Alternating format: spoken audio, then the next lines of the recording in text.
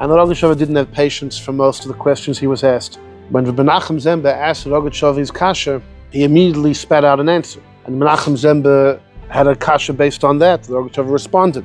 And they went back and forth a few times until Menachem Zembe threw out a kasha, and the Rogatchover thought. He said, "The Polish frektepes." Rabbi Shapiro says he heard that he said, "Der Polish can a bissel lernen." This Polish knows how to learn a little. But I saw somewhere where it says, "The Polish frektepes."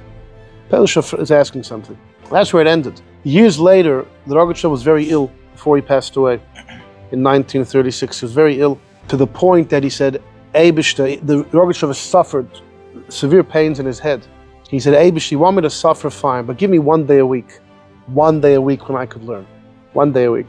The Chidor writes in his Midbar Kedemus, he brings from earlier Sforim, that there's an Indian that each person has 1 day of the week, which is his day. 1 day of the week where you're more matzliach than other days. May not realize it.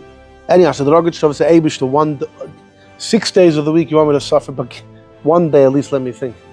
Anyhow, so the Rogatchover traveled to different doctors, and wherever he traveled, you didn't want him to visit him, but his health didn't allow him to be visited by all the crowds of people. So the people were not allowed in. But when the Rogatchover heard that Menachem Zembe wanted to visit him, he told the doctors, let him in, let him in. As soon as Reb Menachem walked into the Rogatchover's room, this was years, like 25 years after the discussion that I mentioned before.